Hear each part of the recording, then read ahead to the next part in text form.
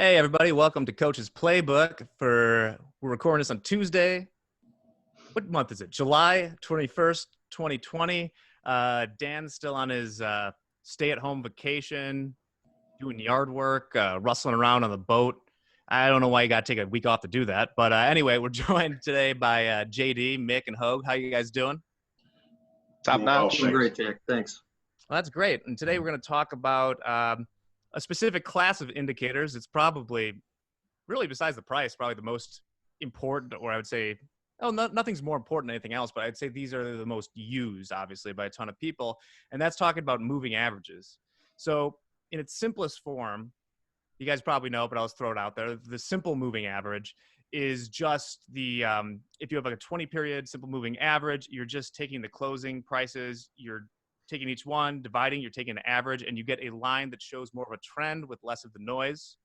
The other popular class of them is the exponential moving averages, which weight closer close periods more heavily by decaying them by use of a multiplier.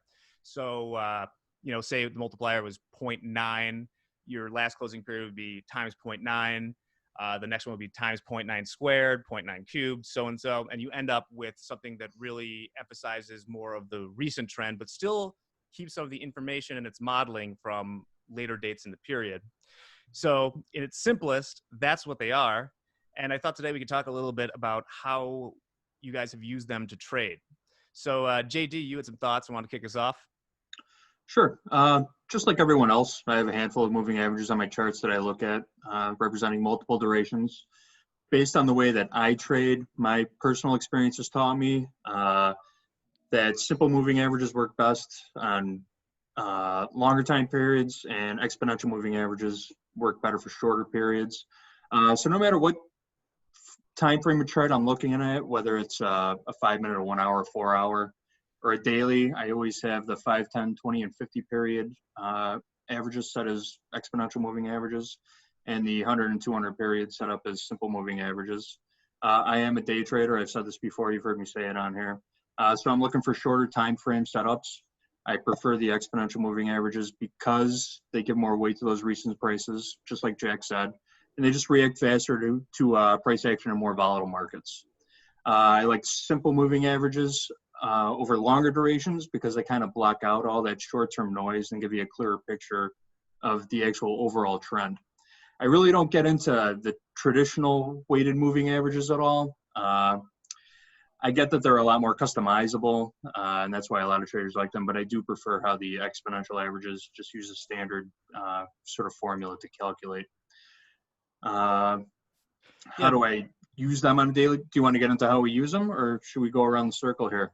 Well, I could throw it over to Mick for a little bit, and then we'll talk about how we use them. I was going to comment on what you said. I don't know if you want to get too customizable in your moving averages, because at a certain, maybe you're some sort of genius and you found something that's going to work, but you probably want to be looking at the moving averages that the market has kind of tacitly agreed are the important ones. You probably don't want to have your own formula for, say, the 200-day moving average that crosses at a different time. And then, those levels become very important in the long term. So Nick, do you have anything you wanted to add? Sure. Jack, like you mentioned, moving averages are one of the common indicators that people throw up on their charts. Out of, the thousands and thousands of different indicators you can use, those are widely used by day traders, position traders of, shorter term and longer term. Basically, those general simple moving averages that, you guys were talking about, the ones that come to mind for me are the ones that I think everybody in the world's watching: the 50-day simple moving average, the 100-day, the 200-day moving average. I don't base trades off of those, but I like to know about them. Just they're reference points, just like anything else on your chart. It's a reference point, and you interpret it as your own. People do like watching those cross back and forth. JD mentioned that he's, more uses his for day trading. I don't really day trade so much. I'm more of a little bit of a longer term position trader, and those moving averages are very important to me on my daily price charts. I don't think I would know how to use them on a 5-minute or a 15-minute chart. something I used to do a little bit, but I've kind of moved out onto a higher time frame with those. Not to say that people don't have their own strategies. Like JD, I know he's a very sharp guy and, you know, knows how to interpret the markets.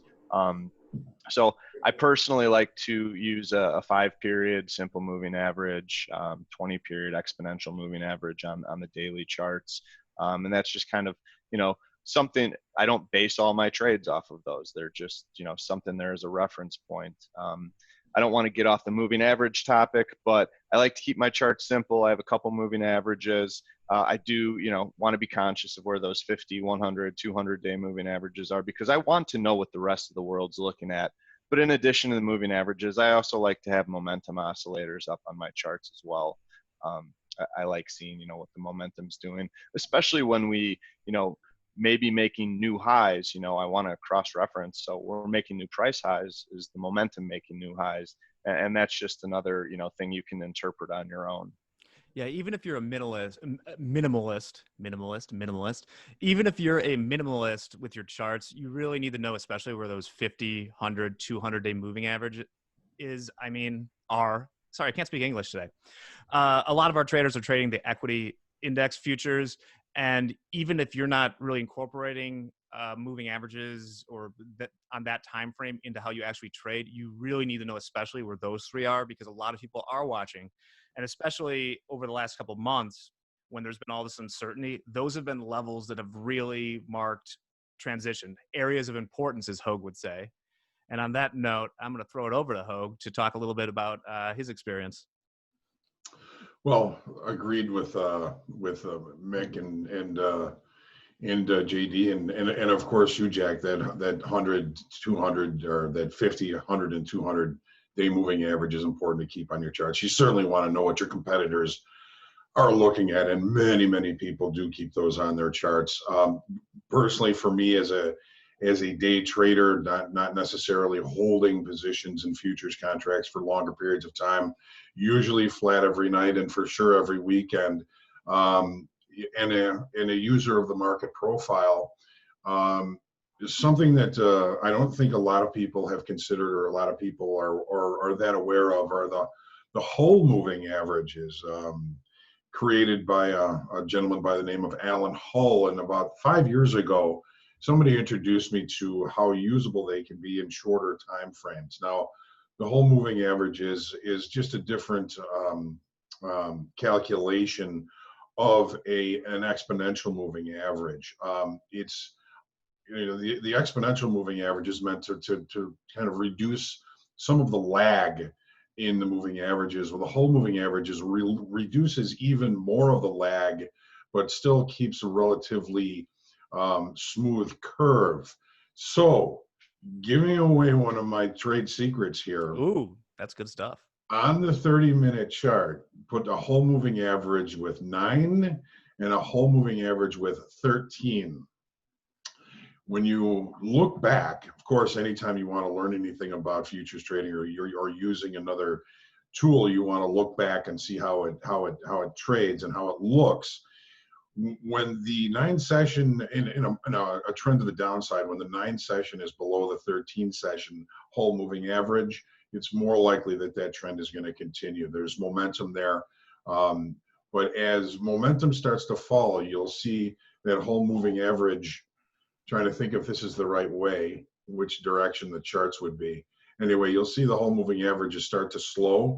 The 9 session will cross over, and eventually both of them will turn up. That's been a pretty useful tool for me to realize possible changes in direction, not only because they're usually going to happen at important levels sometimes, but it's also going to help me be able to manage the risk. If I'm seeing the whole moving averages cross over and turn higher, if I can get an execution near those whole moving averages, then it's another way that I can help limit my risk. So, you know, the simple moving averages on the longer term chart, for sure, you want to see what other people are looking for. The exponential moving averages, everything is useful in the right context and in the right situation, but quite often I'm saved by I'm saved by trying to fight a directional move by looking at those whole moving averages. And then quite often they're able to kind of pick out the changes in direction in some of those directional moves. So Yeah, think that's very about the whole interesting. moving average. That's something that I would definitely encourage people to look into. I'm familiar a little bit with the whole moving average from economic forecasting and things like that. I just looked up what the formula was, seeing if I could try and explain it really quick, but a little bit much for me to try and do right there. It is a form of exponential moving average. That's cool. As far as periods go, we talked about the day period. When you look at those holes, what period are you looking at them at? Well, I'm looking at a 9 session and a 13 session just to see how they interact. And when that 9 crosses over the 13, that's going to get my antenna up for a possible change in direction. Perfect. Does anyone, just kind of an open question to you guys, and maybe JD, you can field it because you're more in straight day trading. Are any of you using these moving averages on periods besides the day period or the session period? I do. I use them on multiple periods. Which do Short you time frame find charts. which do you kind of find most helpful when you're sizing up the market? Do you look at it from you were mentioning the 5, the hourly? Do you use them on all those, or? I do. Well, I'll just run through the whole thing. So the 50-day moving average, like you guys were mentioning, that's my line in the sand when it comes to short-term direction or trend. Above there, I'll take on more risk to the long side. Below, I'll take on more risk to the short side. For a shift in sentiment, if the market has been trading above the 50 for a little while, this is on a daily, then I want to see, a few price bars close below it before I start changing my tune. Then I'll watch to make sure the shorter time frames start crossing over. On the 5, I'll trade the 5, 10, and 20 period moving averages, almost like a Bollinger Band. I hate saying support, but if I see like price consolidation around a 20 period moving average, I'll start looking a little closer for a trade setup. I'll use them on a 5-minute chart, a 15-minute chart. If I see a 15 and a 30-minute setup lining up, I'll use the 5-minute chart to enter position and a 15-minute chart to exit a position. And I'll be looking at the moving averages on all those charts also. In the same respect, like Mick said, I also have a couple of oscillators I like to watch just to kind of gauge momentum. Gives a sort of a snapshot of potential overbought and oversold conditions also. But yeah, I have moving averages set up on every time frame of chart that I have on my screens. I'm glad you could frame that out for everyone, because I think for the viewers watching, JD, that's going to be very, very helpful. Just giving them an idea of how you interpret, price action above and below, or, moving through those moving averages. Definitely very intuitive analysis. Yeah, these are all so important. There's a lot of traders. We just interviewed someone for the podcast the other day, the Trader Chick from thetraderchick.com. Who was talking about how she removed pretty much everything. When she started to find success, she removed pretty much everything besides price and a couple of moving averages, and kind of simplified and got away from, pull down whatever platform you're using. Thousands and thousands of indicators and hoopla and BS you could throw on a chart. Some of the charts look like a bowl of spaghetti. Oh my God, you'd sometimes, that was a running, it was kind of like, in golf where you'll make, someone who putts from the rough or something like that. It's you see someone's screen that's got 40 different indicators and all these, it just looks like, it's an absolute mess. It looks like a slinky on top of a pile of graffiti, which I guess that's an image. But yeah, some of these crossovers on the sort of macro level are so important. They have their own names. Like we just recently, last couple of weeks, experienced the golden cross in the S&Ps, where you see the 50-day moving average move through the 200-day. Am I doing this correctly, John? I believe so. Yeah. The opposite being, well, what that's showing is anytime you have a lower period moving average crossing over the longer term, what that's showing is there's momentum right now. It's crossing over, and that's a big sign for a lot of people to follow that trend.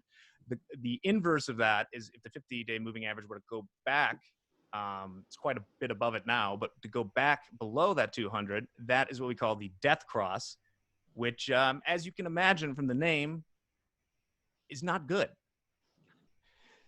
So I just thought I'd throw a couple vocab out there for everyone else. Are there any other topics involving moving averages? There's dozens of different moving averages. Hogue mentioned the whole. We talked about exponential, simple, but there's all sorts of stuff you could do with different. There's a million different ways to exponentially smooth a moving average. I'm sure there's even crazy things beyond that I'm not even thinking about. But is there anything else about moving averages we wanted to touch on right now? I will say keep an eye out for some blog posts. We should be, we'll have some write-ups on moving averages coming out in the next couple weeks. So keep checking back. Yeah, we could probably pump that a little bit now. I think that JD wrote a blog series on technical patterns 101, looking at just the price action. But what he was going to tackle next, you were going to do a series, right, on moving averages? That's correct. It's in the works. So just keep checking back. Make sure you sign up for the Top Step blog. Oh, yeah. Go on there. Put it in. We got some combination of educational and fun stuff on there. We promise we won't spam you, because that is the hill I'll die on. So, you know what? I realize now that at the beginning of the episode, we forgot to do something important. Mick, Trader shout out. Trader shout out. Shout out to Brandon Brothers, up $1,300 trading the crude oil today. Caught a nice upside move, and we did a really good job about filling that gap early. So needless to say, Brandon was long, and just wanted to give a shout out to him. Yeah, I've been waiting for this one myself. But we were talking about this in a coach's playbook segment, April maybe, I think, and we're finally there closing it. Yeah. And it was so obvious in retrospect, like everything in the markets, that it wasn't going to do that negative thing again in the second month. Just had to get people thinking. So we'll be sure to congratulate them in the blog, or so that people who watch the beginning of this video get to live in the aura of our great traders today. And Hogue, I think you have a quote to send us out. Yes, I do. Tell me if any of you know who this quote is from. If your ship doesn't come in, you may just have to swim out to it. Somebody you would never guess. Michael Phelps? I believe it was Jonathan Winters. Jonathan Winters. Jonathan Winters. Oh, yeah. He's great. Mm-hmm. That's a good way to look at things. You got to go out and anything you want to achieve, it's hard to get to, but go get it. So that'll be all for today's Coach's Playbook. Hope you learned a little something about moving averages and how to use them, but it's a whole section of trading that's going to take a while and a lot of homework to figure out. But if you go get it, that could be your boat out there. Who knows? So Hogue, as always. Hey, get out there and profit. Trade well today. We'll see you next week, everyone. Have a great weekend.